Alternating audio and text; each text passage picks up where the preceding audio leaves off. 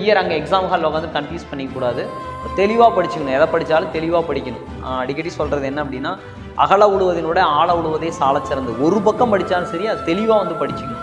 Questions நம்மளை தாண்டி போகக்கூடாது. தெரிஞ்ச கேள்வி தப்புன்றது ஒன்று தான், நீங்களாக வேலையை விட்டுட்டு வர்றது ஒன்று தான். அதனால் தெரிஞ்ச கொஸ்டினை தப்புனாத அளவு. ஸோ மண்ணரிப்பை தடுக்கக்கூடிய ஒரு மரமாக, தமிழ்நாட்டினுடைய மாநில மரமாக பனைமரம் இருக்கிறது. இதையும் மீட்டெடுக்கும் விதமாக சில கோடிகள் நிதி ஒதுக்கீடு செய்யப்பட்டு டெல்லி செங்கோட்டையில் 15/8/1947 அந்த தேசிய கொடி வந்து ஏற்றினார்.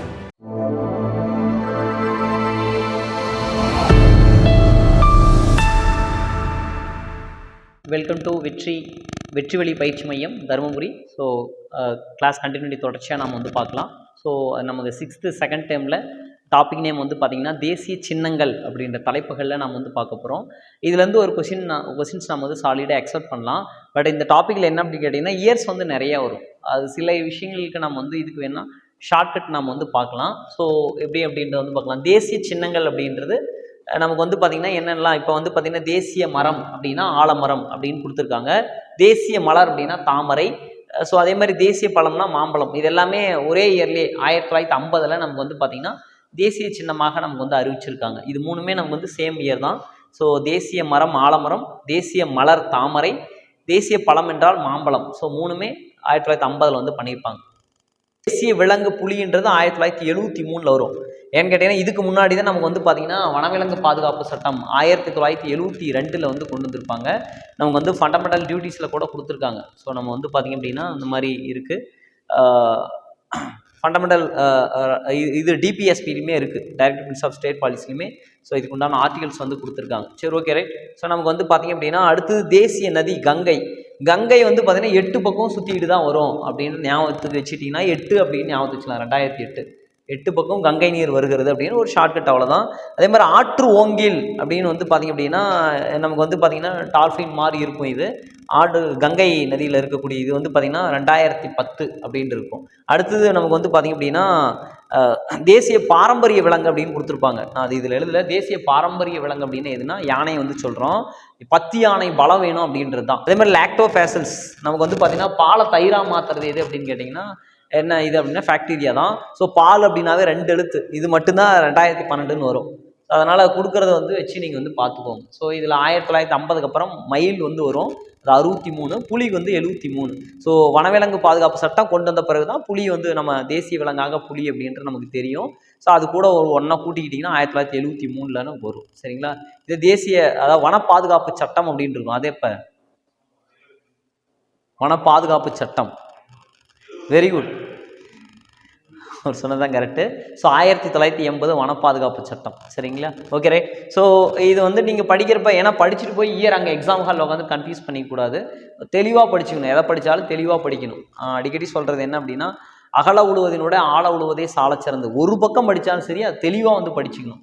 கொஸ்டின்ஸ் நம்மளை தாண்டி போகக்கூடாது. தெரிஞ்ச கேள்வி தப்புன்றது ஒன்று தான், நீங்களாக வேலையை விட்டுட்டு வர்றது ஒன்று தான். அதனால் தெரிஞ்ச கொஸ்டினை தப்புனாத அளவுக்கு பார்த்துக்கோங்க.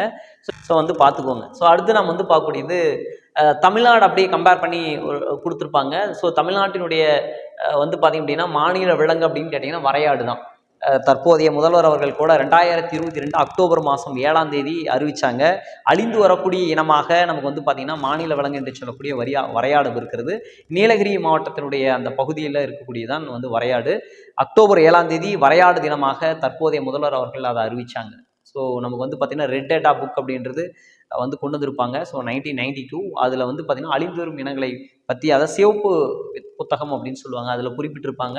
ஸோ நம்ம மாநில விலங்கை மீட்டெடுக்கும் விதமாக தமிழக அரசு சில கோடி நிதி ஒதுக்கீடு செய்யப்பட்டு அக்டோபர் 7ஆம் தேதி வரையாடு தினமாக அறிவிச்சிருக்காங்க. ஸோ 2022 அறிவித்தாங்க அதை.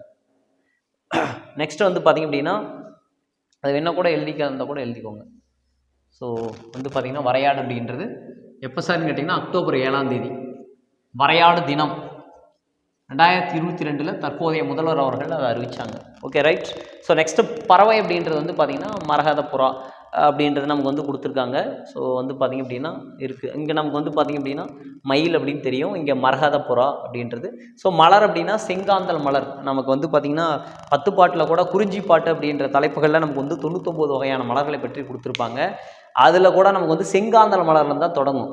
நமக்கு வந்து 10 பாட்டில் எக்ஸாக்டாக குறிஞ்சி பாட்டு இயற்றியவர் யாருன்னா கபிலர் அவர்கள். அதில் செங்காந்தல் மலர் முதல் எருக்கம்பு மலர் வரை 99 வகையான மலர்களை பற்றின குறிப்புகள் அதில் இருக்கும் அந்த நூலில். அதில் இதுதான் நமக்கு வந்து செங்காந்தல் மலர் அப்படின்றது வந்து கொடுத்துருக்காங்க. அதே மாதிரி அடுத்தது வந்து மரம் அப்படின்னா பனை மரம் அப்படின்றது. இன்னைக்கு வந்து பார்த்திங்க அப்படின்னா பனை மரத்தில் நிறைய இருக்குது. நமக்கு வந்து பார்த்திங்கன்னா பனை மரம்ன்றது ஒரு சல்லிவேர் தொகுப்பு அப்படின்றது. ஸோ மண்ணரிப்பை தடுக்கக்கூடிய ஒரு மரமாக தமிழ்நாட்டினுடைய மாநில மரமாக பனை மரம் இருக்கிறது. இதையும் மீட்டெடுக்கும் விதமாக சில கோடிகள் நிதி ஒதுக்கீடு செய்யப்பட்டு நிறைய இடங்களில் பனை மரத்தை வந்து பார்த்திங்கன்னா அதுக்குண்டான வந்து பண்ணிகிட்டு இருக்காங்க. ஸோ அடுத்து நமக்கு வந்து பார்க்கக்கூடிய என்னென்னா தேசிய கொடி. ஸோ வந்து பார்த்திங்கன்னா இதனுடைய நீலாகலம் 3:2 அப்படின்னு சொல்லிட்டு நம்ம தேசிய கொடி வந்து அப்படின்னு கொடுத்துருப்பாங்க. நமக்கு வந்து தெரியும் சிவப்பு பச்சை, அடுத்து வந்து பார்த்திங்க அப்படின்னா நமக்கு வந்து அதாவது வெண்மை பச்சை அப்படின்னு வந்து கொடுத்துருப்பாங்க. நடுவில் வந்து கருநீலம் அப்படின்னு சொல்லுவாங்க. ஒவ்வொரு நிறத்தும் ஒரு இதை வந்து குறிக்கும் அப்படின்றது நம்ம புத்தகங்கள்லேயே இருக்கும். இப்போ சிவப்பு நிறம் அப்படின்னா தியாகத்தையும் வீரத்தையும் வந்து குறிக்கிறதாக இருக்கும். அடுத்து வந்து பார்த்திங்க அப்படின்னா நமக்கு வந்து வெண்மை நிறம் என்பது என்ன அப்படின்னா நேர்மை, அமைதி, தூய்மை, இந்த 3ஐயுமே குறிக்கும். ஸோ வெண்மை நிறம் என்பது நமக்கு வந்து பார்த்திங்கன்னா நேர்மையும் அமைதியும் தூய்மையும் குறிக்கக்கூடியதாக வெண்மை நிறம் வந்து இருக்கிறது. அடுத்து கருநீலம் நமக்கு 24 ஆர சக்கரங்கள் கொண்டதாக இருக்கிறது. அது வந்து பார்த்திங்கன்னா நமக்கு வந்து என்ன சொல்லுது அப்படின்னு கேட்டிங்கன்னா அறவழி வந்து கொடுக்கக்கூடியதாக வந்து நமக்கு அமைதி மற்றும் அறம் சார்ந்ததாக இருக்கிறது. அடுத்து இறுதியாக பச்சை நிறம் அப்படின்றது நமக்கு வந்து பார்த்திங்க அப்படின்னா செழிப்பையும் வளத்தையும் குறிக்கக்கூடியதாக நமக்கு வந்து கொடுத்துருக்கு. ஸோ இந்த தேசிய கொடியும் வந்து பார்த்திங்க அப்படின்னா முதல்ல இதை வடிவமைத்தவர் யார் அப்படின்னா பிங்களி வெங்கையா அப்படின்றவர் தான் இந்த கொடியை வந்து வடிவமைத்தார். நம்ம தமிழ்நாட்டினுடைய வேலூர் குடியாத்தத்தில் தான் முதல்ல தேசிய கொடி நெய்யப்பட்டு அந்த தேசிய கொடி நமக்கு வந்து பார்த்திங்க அப்படின்னா டெல்லியில் இருக்கக்கூடிய வந்து செங்கோட்டையில் சுதந்திரத்துக்கு பிறகு முதல் பிரதமராக இருந்த ஜவஹர்லால் நேரு அவர்களால் டெல்லி செங்கோட்டையில் 15/8/1947 அந்த தேசிய கொடி வந்து ஏற்றினார். அந்த தேசிய கொடி தற்போது தமிழ்நாட்டில் இருக்கக்கூடிய புனித ஜார்ஜ் கோட்டையில் இருக்கக்கூடிய அருங்காட்சியகத்தில் சேஃபாக வந்து வச்சுருக்காங்க. தற்போது வரை இருக்குது, அதான் கொடுத்துருக்காங்க. இன்னைக்கு இந்தியாவினுடைய வந்து பார்த்திங்க அப்படின்னா நமக்கு அந்த ஷீல் வந்து வைக்கிறது எல்லாமே தேசிய எலெக்ஷன் இதுதான் வந்து சொல்லுவாங்க. எம்பளம், நேஷனல் எம்பளம்னு சொல்லுவாங்க. ஸோ சாரநாத் அசோகனுடைய உச்சியில் 4முக சிங்கம் கொண்ட இது வந்து எப்போ ஏற்றுக்கொள்ளப்பட்டது தேசிய இலட்சணை அப்படின்னா 26/1/1900 நம்ம கான்ஸ்டியூஷனல் டே அப்படின்னு சொல்லுவாங்க. இந்திய அரசியலமைப்பு சட்டம் ஏற்றுக்கொள்ளப்பட்ட அந்த நடைமுறைக்கு ஏன்னா ஏற்றுக்கொள்ளப்பட்டது வந்து 1949. ஸோ வந்து பார்த்திங்கன்னா 26/11/1949 நடைமுறைக்கு வந்த தினம் 26/1/1950. ஸோ இந்த நாளில் தான் நமக்கு வந்து பார்த்திங்க அப்படின்னா அந்த தேசிய இலட்சணை வந்து ஏற்றுக்கொள்ளப்பட்டது. இதில் வந்து பார்த்திங்க அப்படின்னா உங்களுக்கு பின்னாடி இருக்கக்கூடிய இது தெரியாது. 4 சிங்கங்களில் 3 சிங்கங்கள் வந்து தெரியும், பின்னாடி இருக்கிற சிங்கம் வந்து தெரியாது. அதுக்கு கீழே அடிப்பகுதியில் நமக்கு வந்து பார்த்திங்கன்னா யானை மற்றும் குதிரை, யானை போன்ற ஆற்றல் உடையதும், குதிரைனா வேகம், நமக்கு வந்து பார்த்திங்க அப்படின்னா அடுத்து காலைனா கடின உழைப்பு. தெளிவாக படிச்சுக்கிட்டால் நமக்கு வந்து பிரச்சனை இல்லை. சப்போஸ் இதில் எதாவது மாற்றி கொடுத்துட்டாங்கன்னா கூட மாட்டிக்கக்கூடாது. அதனால் தெளிவாக வந்து படிச்சுக்கணும் நம்ம.